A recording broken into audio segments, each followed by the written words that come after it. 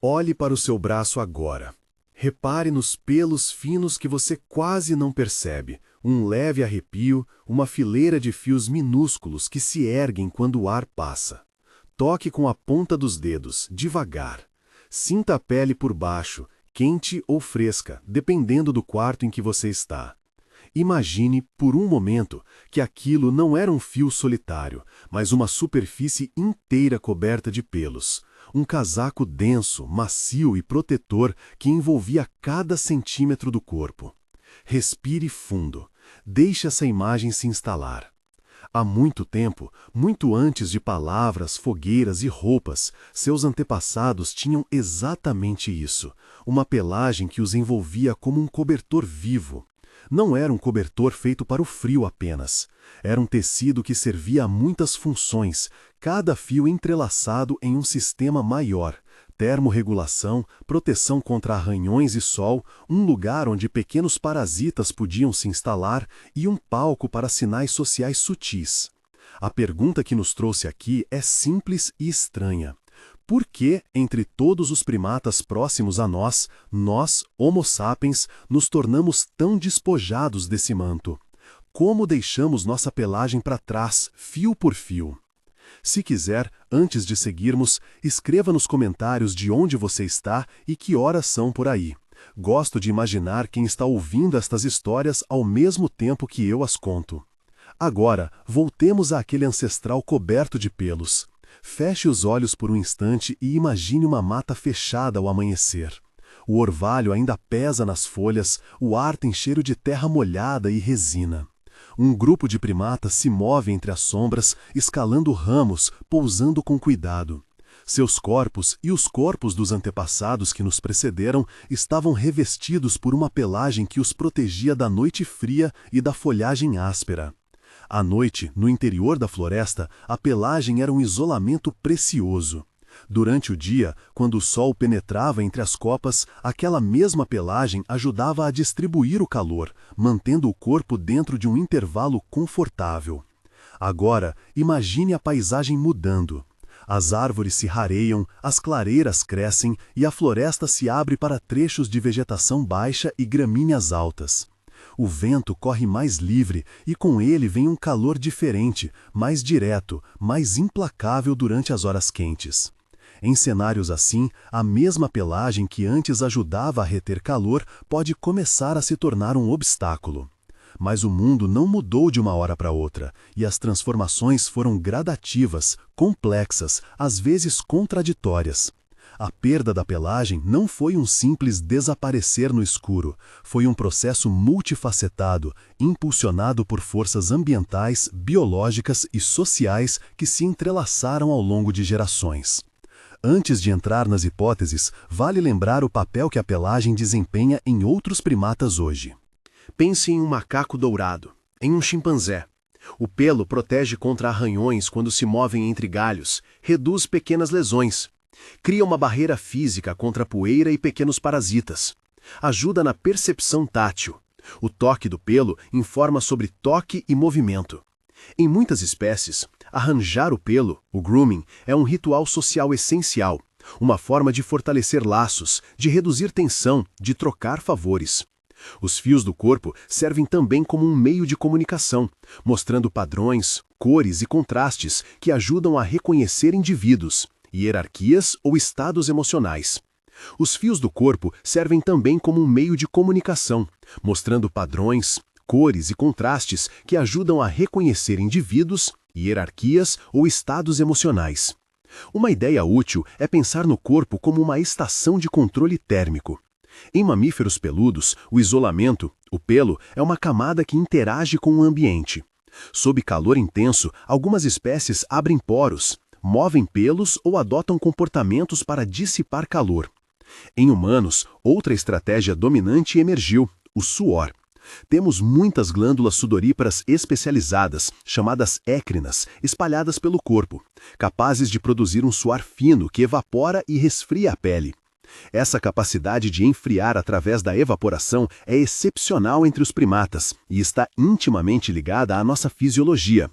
A sudorese permite que o corpo mantenha uma temperatura interna estável, mesmo durante atividades prolongadas sob calor. Imagine um sistema de ar-condicionado natural, sutil, que funciona enquanto você caminha. É uma imagem bonita e também funcional. Mas sudorese e pelagem não são antagonistas simples, a relação é complexa. Um corpo muito peludo atrapalha a eficiência da evaporação, porque o suor fica preso ou dificulta a circulação do ar necessário para a secagem. Assim, se um caminho evolutivo favorecesse uma pele mais exposta, com grande capacidade de suar, isso poderia, com o tempo, reduzir a vantagem adaptativa de uma pelagem densa. Naturalmente, os caminhos evolutivos são raramente unilaterais. Múltiplas pressões podem convergir: mudanças no clima, novas estratégias de obtenção de alimento, interações com parasitas, pressões sociais e reprodutivas. Todas elas podem ter empurrado lentamente na direção de menos pelos. Agora, imagine comigo uma manhã quente nas planícies. O sol está baixo, mas já promete que o dia será de um calor cortante. Um grupo de homininos caminha, não para caçar com emboscadas curtas, mas em patrulhas longas, seguindo presas que fogem e cansam sobre o sol. Uma estratégia que alguns pesquisadores chamam de caça por persistência. Em vez de correr à velocidade máxima por breves instantes, os caçadores andavam e trotavam, mantendo a pressão sobre uma presa que acabava por se exaurir com o calor. Para essa estratégia, o resfriamento eficiente do corpo é essencial. Um bicho que superaquece perde chances de sucesso e pode perder a vida. Assim, a combinação de bipedalismo, andar ereto sobre duas pernas e um sistema de resfriamento eficaz teria sido vantajosa em ambientes cada vez mais abertos e quentes. Há exemplos modernos que ajudam a ilustrar essa ideia sem transformá-la em prova absoluta. Observadores contemporâneos notaram caçadores em regiões áridas, como parte dos povos do Kalahari, que demonstram resistência impressionante sob altas temperaturas. Em culturas assim, a capacidade de manter esforço prolongado sem superaquecimento é uma vantagem clara. As evidências, no entanto, não falam por si. Elas sugerem possibilidades. A hipótese da savana, que imagina uma transição de ambientes fechados para áreas mais abertas como um fator importante, é uma das mais discutidas e, para muitos pesquisadores, uma das mais plausíveis entre várias que se complementam. Em contraste com a savana, existe outra narrativa bastante diferente e bastante antiga, a hipótese de uma fase costeira ou semiaquática em nossa história. Foi proposta por algumas vozes ao longo dos anos, incluindo pesquisadores que observaram características humanas como grande depósito de gordura subcutânea em comparação com outros primatas e a tendência a nadar bem em águas rasas. Alister Hardy, no século passado, foi um dos primeiros a colocar essa ideia com seriedade científica. Mais tarde, autores como Elaine Morgan popularizaram a versão pública dessa teoria. Ela tem seu apelo imagético: margens, lama, marés, peixes e moluscos. Em um ambiente costeio, pelos poderiam ser menos vantajosos. A água periga reter lama, reduzir isolamento térmico de maneiras complexas, e a pele lisa facilitaria a movimentação na água. É importante destacar que essa teoria é controversa e que muitos especialistas veem nela problemas quando se tenta encaixar todas as peças do quebra-cabeça. Não é uma explicação dominante hoje entre os paleontólogos, mas também não é completamente descartada em todos os seus pontos. Pode levantar perguntas interessantes, provocar pesquisas e oferecer pistas sobre como características humanas incomuns podem ter origens variadas. Ao contar essa hipótese, não a tratamos como verdade consagrada, mas como uma narrativa que nos força a considerar ambientes diferentes e comportamentos possivelmente subestimados no passado. A ciência caminha assim, propondo imagens, testando evidências e revendo suposições.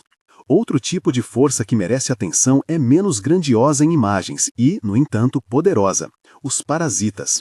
Pequenos, muitas vezes invisíveis, eles podem exercer pressões sérias sobre populações ao longo de muitas gerações.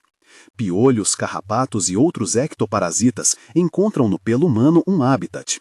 Em corpos densamente revestidos, esses invasores têm nichos protegidos onde se alimentam, reproduzem e saltam de indivíduo para indivíduo.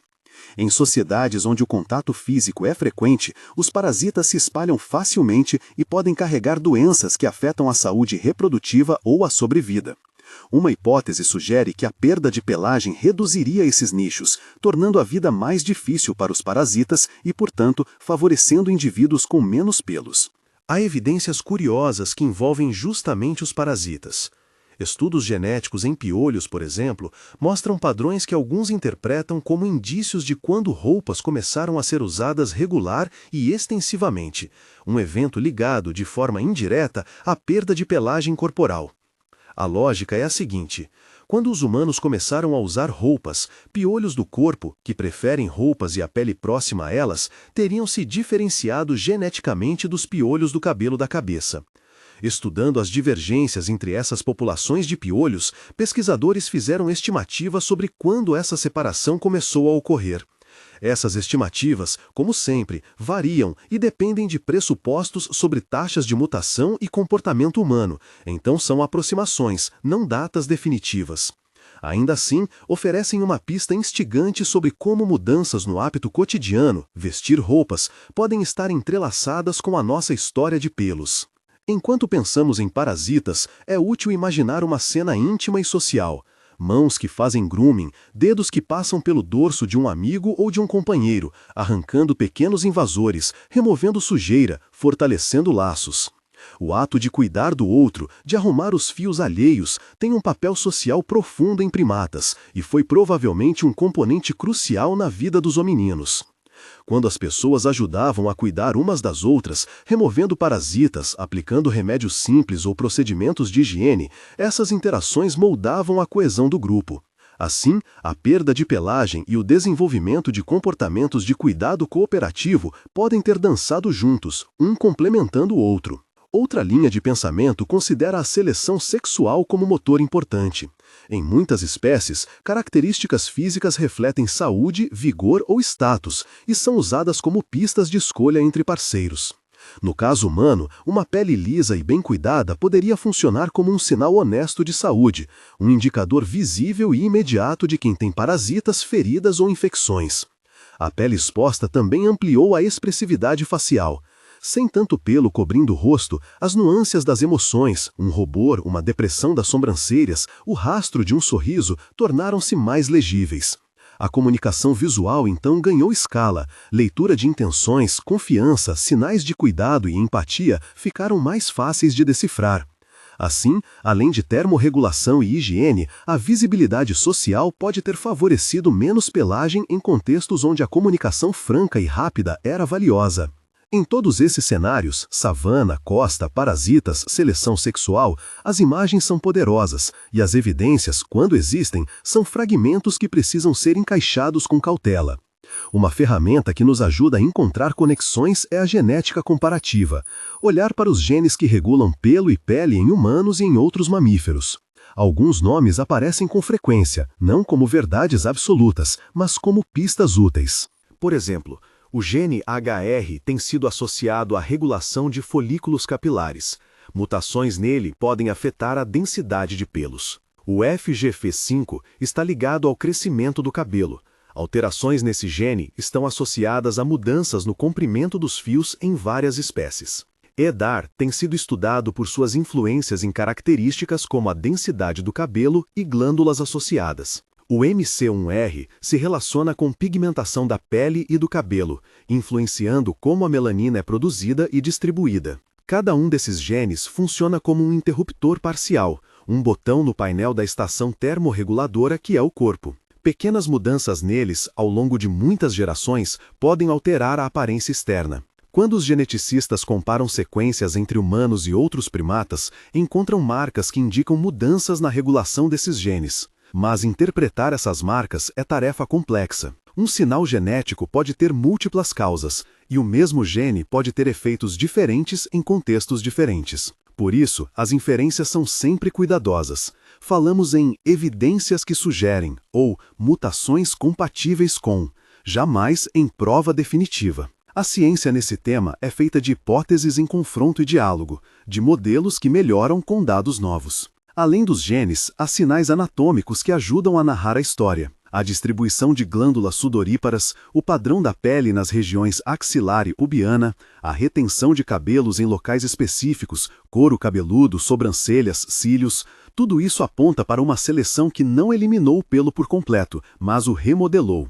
O cabelo da cabeça, por exemplo, protege o couro cabeludo do sol e ajuda a preservar calor quando necessário. As sobrancelhas e cílios têm funções claras na proteção ocular e na comunicação. Os pelos nas axilas e na região pubiana têm sido relacionados à dispersão de feromônios e a microhábitats para bactérias que, de maneiras ainda pouco compreendidas, podem desempenhar papéis de sinalização sexual. Ou seja, a perda de pelagem nunca foi uma limpeza total, mas sim um refinamento seletivo. Enquanto esses fragmentos se acumulam, é natural imaginar uma narrativa linear. Savana empurra para menos pelos, a sudorese toma conta, parasitas recuam, a seleção sexual complementa e voilá, estamos sem pelagem. Mas a realidade parece mais parecida com uma tapeçaria, onde fios de várias cores se cruzam. Em momentos diferentes, diferentes pressões podem ter predominado. Em certos locais, a vida costeira pode ter exercido mais influência. Em outros, o clima seco das savanas pode ter sido mais importante. Em comunidades distintas, práticas culturais como vestir-se cedo podem ter mudado a paisagem seletiva de modos únicos. Voltemos por um momento à cena da savana e ao que acontece com o corpo durante uma perseguição longa sob aquele sol inclemente. Os homininos mais bem-sucedidos não eram necessariamente os mais fortes no arranque ou os mais rápidos em curtas distâncias, mas os que sabiam gerenciar o calor do próprio corpo. A pele exposta e a sudorese abundante permitiam que alguém mantenha esforço prolongado. Braçadas e passos contínuos eram essencialmente uma conversa entre o comportamento e a fisiologia. Imagine o suor brilhando na pele ao entardecer, evaporando ao contato com o vento quente, enquanto os músculos trabalham em compasso com a respiração. Essa imagem não é poesia apenas, é uma hipótese funcional que conecta biologia e comportamento. É também plausível que, conforme a pele ficou mais exposta, outras tecnologias humanas se desenvolveram mais fortemente em resposta. Roupas, por exemplo, não surgiram apenas para nos aquecer no frio. Elas também fornecem proteção contra vento, sol e parasitas. O ato de confeccionar roupas demanda tecnologia, cultura e transmissão de conhecimento. Cortar e coser requer instrução e prática. E essas práticas moldam a vida social.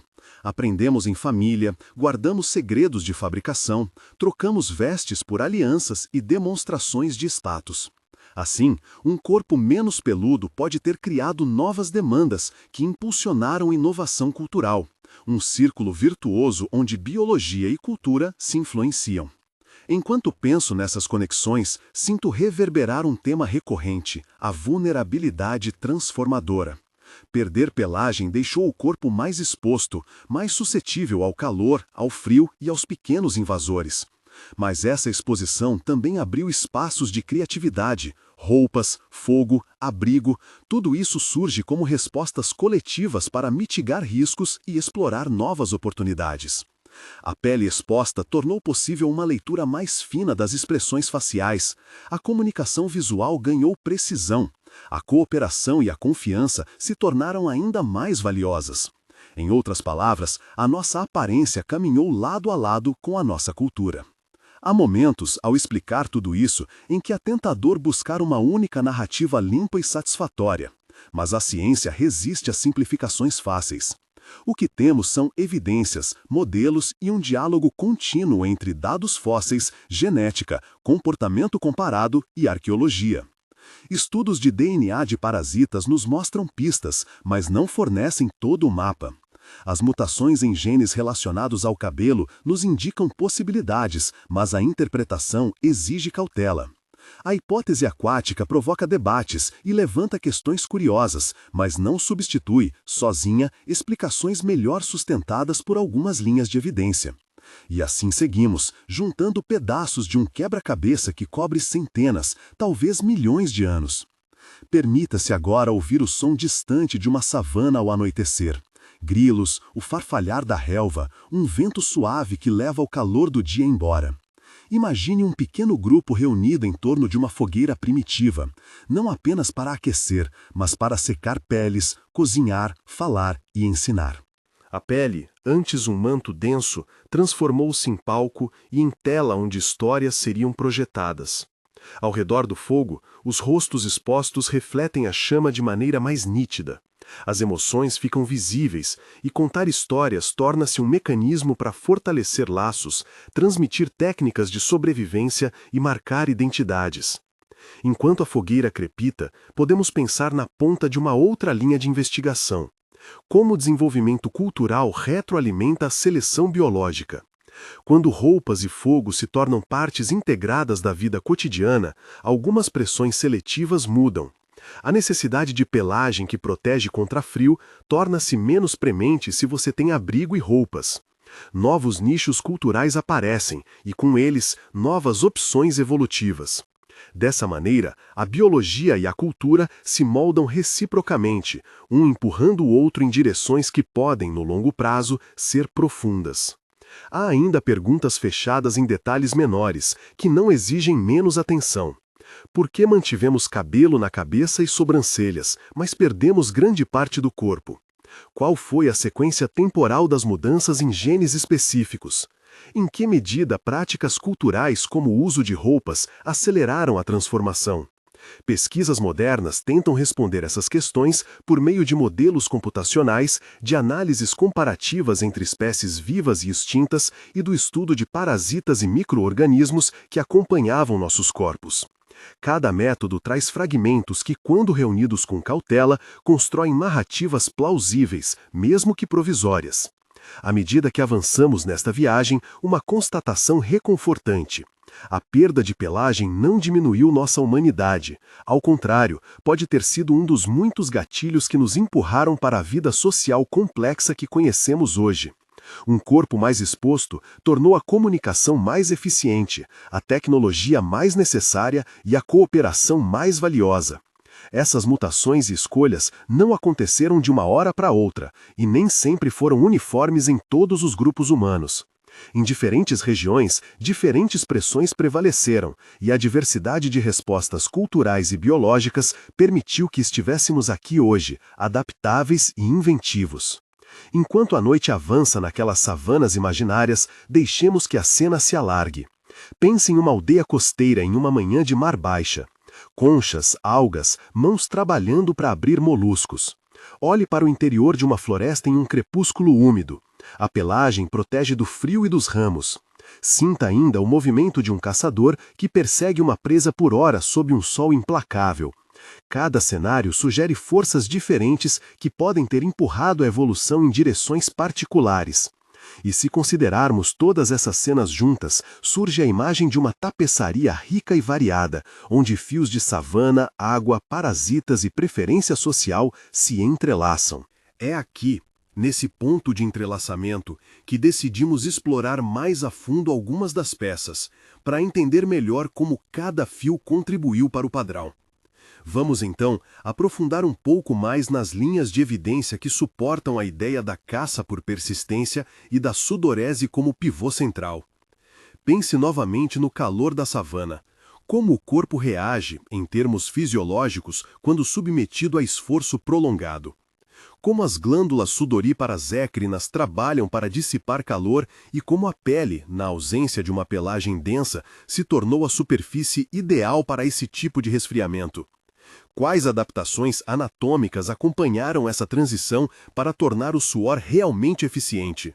Essas perguntas nos levam a examinar o desenho do corpo humano com um olhar novo, não apenas como somos hoje, mas como fomos moldados por atividades de longo alcance, dia após dia, geração após geração. Ao mesmo tempo, não podemos esquecer que há lacunas. A paleoetnografia nos dá pistas sobre tecnologia e comportamento, mas padrões de preservação fazem com que muitos artefatos orgânicos, como roupas simples, não sobrevivam bem ao registro fóssil. O que sabemos sobre o uso de roupas e sua cronologia muitas vezes vem de pistas indiretas, ferramentas para trabalhar pele, esmaltes em sítios arqueológicos ou dos próprios parasitas que acompanham o corpo humano. Essas pistas são fascinantes, mas incompletas. E por último, a genética moderna nos oferece uma lente poderosa. Ainda assim, a interpretação de mutações em genes como HR, FGF5, EDAR e outros exige cautela. As mudanças observadas nas linhas temporais sugeridas por estudos genéticos são aproximadas e dependem de modelos de mutação.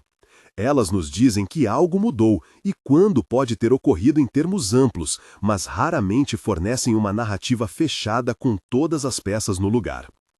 Respire outra vez, devagar. Sinta o movimento do ar nos pulmões. Ao considerarmos essas evidências, uma imagem começa a se formar. Não a de uma causa única e simplista, mas a de muitas forças agindo em conjunto, às vezes reforçando-se, às vezes se contrapondo. A perda da pelagem humana é talvez uma história de negociação entre corpo e ambiente, entre biologia e cultura, entre o visível e o invisível. E é justamente neste ponto que quero lhe conduzir um pouco mais adiante, para uma cena que combina tensão e descoberta. Imagine um grupo disposto a caçar sob o calor do meio-dia, homens e mulheres coordenando passos, trocando olhares, ajustando movimentos. Eles dependem do resfriamento do corpo, sim, mas também de estratégias sociais, quem vigia, quem persegue, quem aguarda. A cooperação torna-se uma forma de estender a capacidade individual. Ao longo do tempo, indivíduos que cooperavam melhor, que liam expressões com mais precisão ou que apresentavam sinais claros de saúde visíveis na pele, podem ter tido vantagens reprodutivas. A seleção atua não apenas sobre músculos e ossos, mas também sobre rostos, gestos e o modo como nos conectamos uns aos outros. Neste ponto, há um fio que conecta diretamente para onde caminharemos a seguir. Como exatamente as mudanças genéticas e anatômicas se refletem na vida cotidiana desses grupos? Que evidências arqueológicas e etnográficas podemos correlacionar com os modelos genéticos para construir narrativas plausíveis sobre comportamentos específicos, desde padrões de movimento em caçadas até práticas de grooming e o início do uso sistemático de roupas? Há ainda uma série de experimentos naturais e observações modernas que podemos trazer para iluminar essas perguntas, sem, novamente, transformar hipótese em certeza. Deixe a cena se estabilizar por enquanto. O sol começa a descer, a temperatura suaviza e o grupo retorna com pele suada brilhando sob a última luz. Ao redor do fogo, com a pele mais visível do que antes, as histórias são contadas de maneira diferente. A comunicação visual enriquece o conteúdo das narrativas. E enquanto ouvimos essas histórias, é fácil perceber que a perda de pelagem não foi um detalhe menor. Foi uma mudança que atingiu o cerne de como nos relacionamos, como nos organizamos e como sobrevivemos. Mas essa é apenas uma das pontas da teia. Ainda há lugar para explorar mais profundamente outras linhas de evidência. O que exatamente os piolhos nos contam quando olhamos seus genes? Como modelos de termodinâmica corporal confirmam ou desafiam a ideia da caça por persistência? Em que medida práticas costeiras e consumo de recursos marinhos podem ter influenciado características fisiológicas como depósitos de gordura subcutânea? E talvez o mais instigante, como as mudanças culturais, roupas, abrigos, fogo, retroalimentaram a seleção genética, criando ciclos que aceleraram certas transformações. Ao preparar-se para ouvir a continuação desta história, imagine um mapa com várias rotas: savana, costa, sociedade, parasitas, seleção sexual, todas convergindo para um ponto central, que é o corpo humano como conhecemos hoje. Cada rota tem suas evidências e suas incertezas. Cada rota também tem cenas humanas ricas, passos na grama alta, marés deixando ostras expostas, dedos que arrancam um piolho, sobrancelhas franzidas em dúvida. E é aqui, num cruzamento cheio de possibilidades, que deixamos a narrativa por enquanto, com imagens fortes, perguntas abertas e a sensação de que há muito mais a descobrir.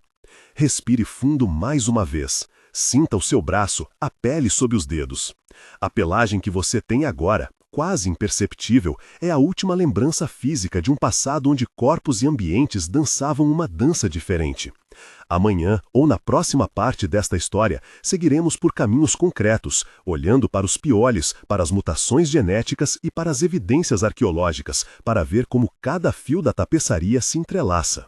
Até lá, Deixe que a imagem do fogo, da savana e da água descanse na sua mente, suave e contínua, como um lençol que o envolve antes de adormecer. Enquanto o calor da fogueira diminui na sua mente, vamos agora aproximar-nos de pequenos detetives da história. Criaturas que quase nunca vemos, mas que carregam em seus genes vestígios de nossas transformações, os piolhos. Não é exagero dizer que esses hóspedes indesejados têm uma espécie de memória molecular. Ao comparar as linhagens de piolhos que vivem no cabelo da cabeça e as que habitam as roupas, pesquisadores conseguiram traçar estimativas sobre quando essas populações se separaram. A lógica é delicada. Se um grupo de humanos começou a usar vestes regularmente, alguns piolhos teriam migrado para o novo ambiente, o tecido, e ao longo de muitas gerações divergiriam geneticamente daqueles que permaneceram no couro cabeludo. Essas estimativas não são números fechados, são aproximações baseadas em modelos de mutação e em pressupostos sobre comportamento humano.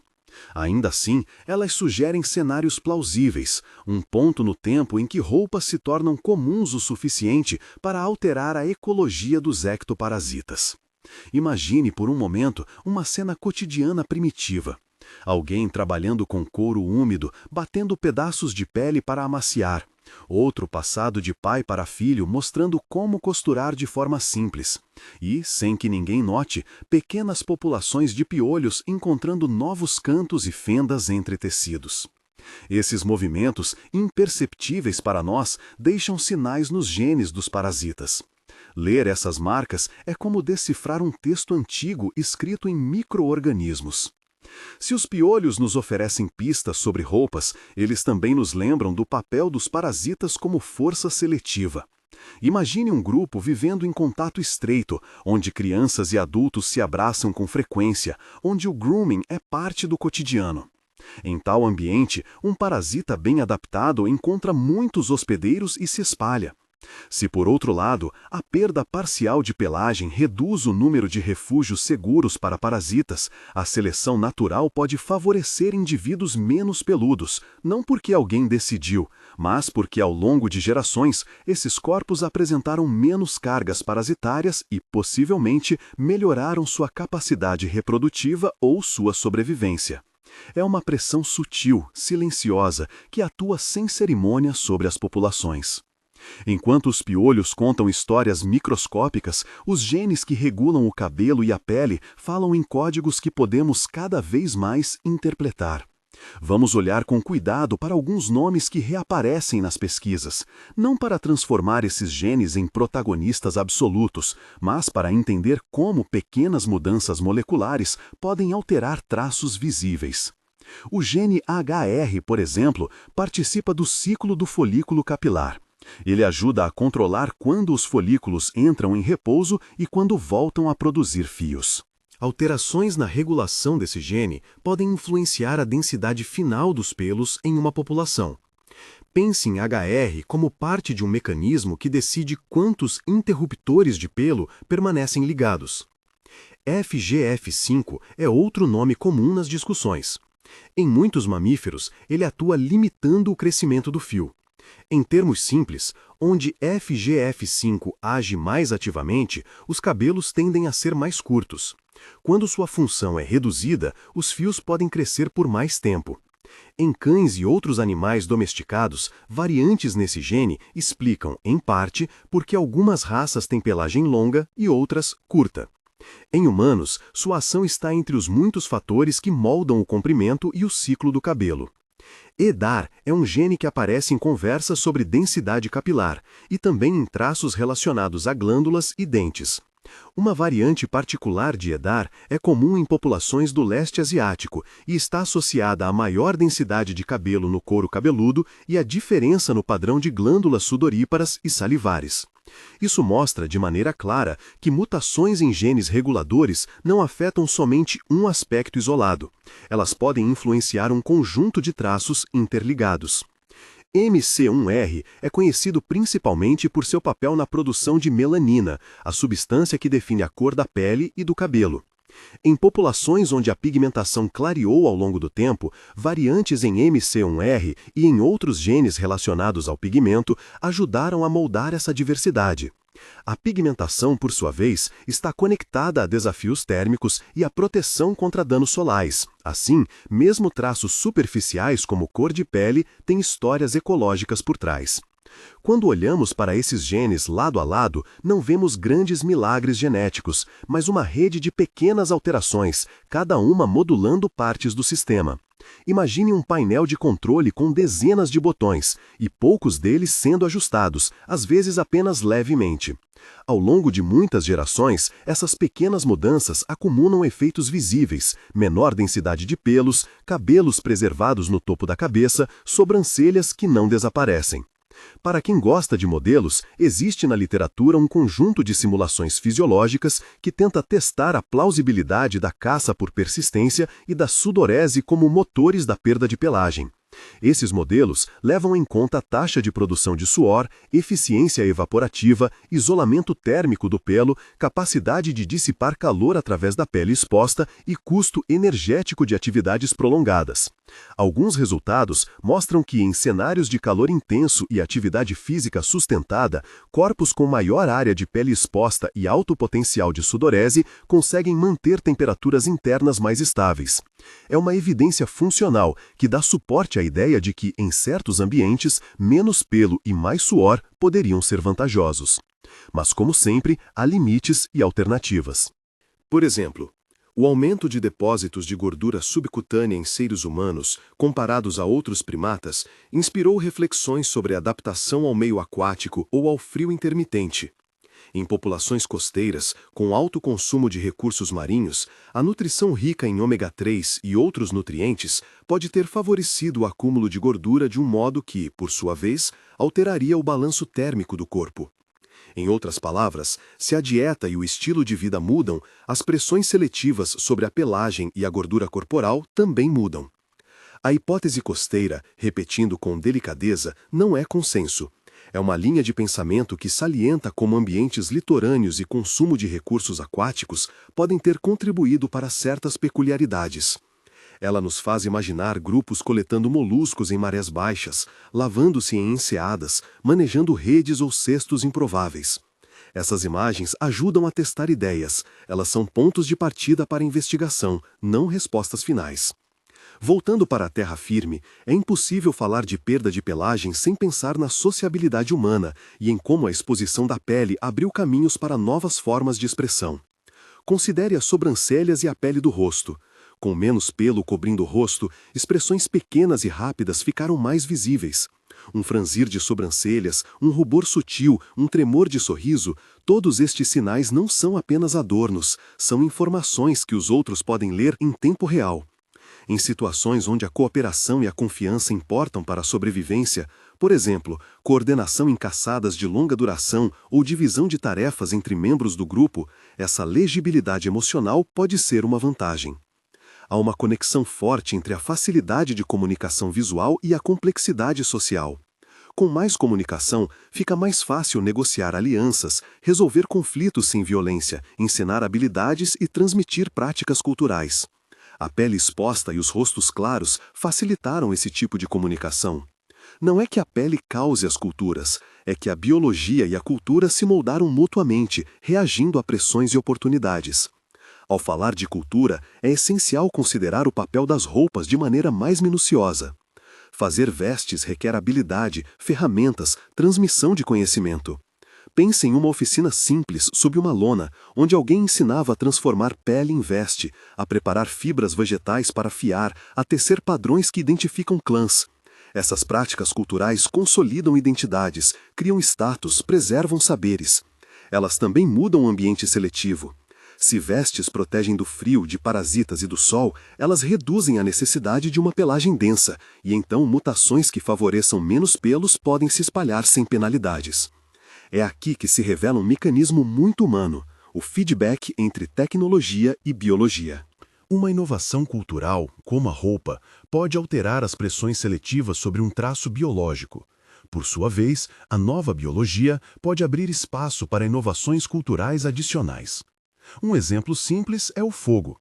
Aprender a controlar o fogo reduziu a necessidade de isolamento corporal para calor, permitiu cozinhar, que por sua vez mudou a digestão e possivelmente a necessidade de certos dentes e mandíbulas. Todas essas mudanças não ocorreram por um único evento, foram um emaranhado de invenções e adaptações que se reforçaram ao longo de milênios. Há pistas arqueológicas que ajudam a mapear esse entrelaçamento. Ferramentas de ossos com pontas afiadas podem indicar o trabalho em couro. Ossos com cortes finos sugerem processamento de peles. Restos de fogueiras com conchas ao redor indicam consumo costeiro. Cada um desses vestígios é uma peça pequena do mosaico. Removê-las do seu contexto e transformá-las em narrativa única seria um erro. Em vez disso, é mais produtivo pensar nelas como pontos de convergência, onde certas práticas culturais aparecem, outras frequentemente margeiam ou seguem. Enquanto consideramos estas pistas, imagine agora um pequeno campo de experimento. Observadores humanos monitorando animais, notando que as roupas secam ao fogo, que a costura reduz a irritação cutânea, que cobrir o corpo diminui a quantidade de insetos que picam em noites quentes. São observações práticas, que não substituem os processos evolutivos, mas criam pressões ambientais novas. Um grupo que adota roupas pode ter vantagens claras em climas frios ou cheios de parasitas.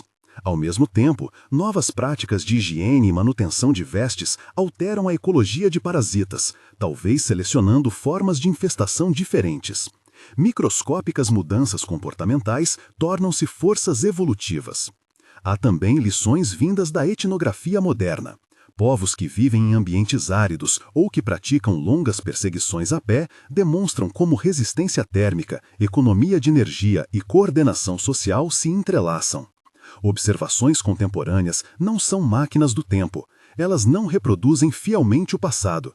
Ainda assim, são laboratórios naturais que nos ajudam a avaliar hipóteses. Ver caçadores de resistência em ação, entender seus ritmos, seus descansos, como distribuem tarefas e como controlam a temperatura corporal durante esforços sustentados, fornece contexto funcional às teorias.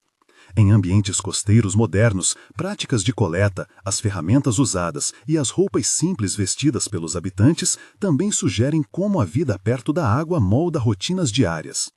Tudo isso nos leva a uma imagem multifacetada. Não existe uma única estrada que leva à perda de pelagem. Há várias trilhas que às vezes se cruzam. Em alguns grupos, a savana pode ter sido a força dominante, favorecendo sudorese e pele exposta. Em outros, práticas costeiras podem ter moldado traços metabólicos e depósitos de gordura. Em comunidades onde parasitas imponham custos altos, higiene e perda de pelo podem ter sido vantajosos. Onde a exibição de saúde visual era crucial para a seleção sexual, a pele exposta poderia ter sido favorecida. E em quase todos os casos, cultura e tecnologia, roupas, fogo, abrigo, retroalimentaram e aceleraram a integração dessas mudanças. A biologia não desaparece diante da cultura, ela se ajusta. Pense no corpo humano como uma paisagem que, quando as práticas culturais mudam, reconstrói suas trilhas. Cada geração herda não apenas genes, mas também práticas, saberes e objetos. Esses fatores, reunidos, alteram a paisagem seletiva em que a evolução atua. Em outras palavras, a cultura é também um agente indireto na evolução biológica. Agora, respire devagar e permita que essas imagens deslizem com suavidade. As paredes de uma caverna onde um grupo ensina crianças a afiar fibras, a brasa baixa que seca um tecido, as mãos que dividem uma refeição de moluscos à beira-mar, a respiração cadenciada de quem corre sobre um sol escaldante. Em cada cena, a pele aparece em primeira linha, sensível, visível, vulnerável e, ao mesmo tempo, um meio de conexão social. Antes de avançarmos para as últimas reflexões, cabe mencionar uma nota de humildade científica. Muitas perguntas permanecem abertas. A ordem exata das mudanças genéticas, as variações regionais, o papel preciso de cada fator em diferentes contextos. A interpretação dos dados é um diálogo contínuo entre hipóteses e evidências novas.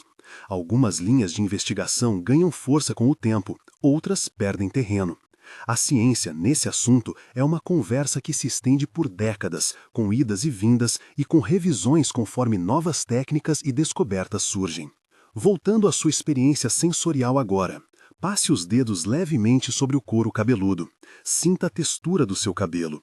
Perceba a diferença entre a pele do braço e a do rosto. Cada região do corpo responde a necessidades distintas. O cabelo no topo da cabeça protege do sol. As sobrancelhas evitam que suor e gotas cheguem aos olhos. Os cílios filtram partículas. Os pelos pubianos e axilares formam microhabitats que podem ter papéis ainda pouco entendidos em comunicação química ou proteção local.